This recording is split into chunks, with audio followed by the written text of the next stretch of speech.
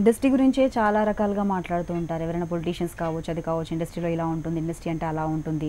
So అంటే బయట లేదంటారా? కేవలం ఇండస్ట్రీని ఎందుకు అంతలా ఫోకస్ చేసి అలా చెప్తారు? సో మీరన్నారు టూ సైడ్స్ అనేసి. సో తెలియంది కాదు అందరికీ, బట్ అయినా కూడా ఎందుకు అలాంటివి వస్తాయంటారు ఇండస్ట్రీ వైపే? ఇప్పుడు నన్నే ఎందుకు కూర్చోబెట్టారు మీరు ఇంటర్వ్యూకి? క్వశ్చన్ వేస్తున్నా. అంటే మీరు అన్ని రంగాలు టచ్ చేశారు. నేను సినిమా వాడిని కాబట్టి యా కదా. ఒక సాఫ్ట్వేర్ ఇంజనీర్ను, ఒక సాఫ్ట్వేర్ ఎంప్లాయీనో, లేకపోతే ఒక సాఫ్ట్వేర్ బాస్ను, లేకపోతే ఒక డిఫరెంట్ ఫీల్డ్స్ ఉన్నాయి కదా. ఒక డాక్టర్నో వాళ్ళని ఎందుకు తీసుకొచ్చి కూర్చోబెట్టలేదు మీరు ఇంటర్వ్యూకి? ఎందుకు అంటే వాళ్ళ గురించి జనంకి అనవసరం. ఇప్పుడు సినిమా వాళ్ళ గురించి ప్రతి విషయం జనంకి కావాలి. అందుకు సినిమా వాళ్ళు దగ్గినా, సినిమా వాళ్ళు తుమ్మినా అది న్యూస్.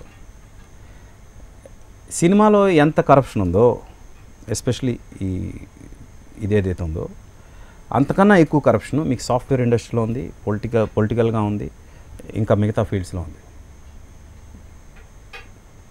మీకు ఒక పెద్ద సాఫ్ట్వేర్ కంపెనీలో వాళ్ళ డ్రైనేజ్ బ్లాక్ అయిపోయింది. ఎందుకో తెలుసా? Because of number of condoms that are used in that company. ఒక software company, I don't want to name that company, but ఇది చెప్పగానే చాలామంది రిలేట్ అవుతారు అదేంటి అనేది. అంటే అక్కడ జరగట్లేదా మరి? పోతే అది జనంకి అనవసరం. వాళ్ళు ఏం చేసినా వాళ్ళు ఎవరో జనంకి తెలియదు కాబట్టి వాళ్ళ గురించి అనవసరం.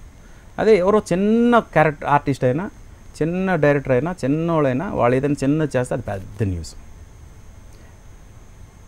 As simple as that.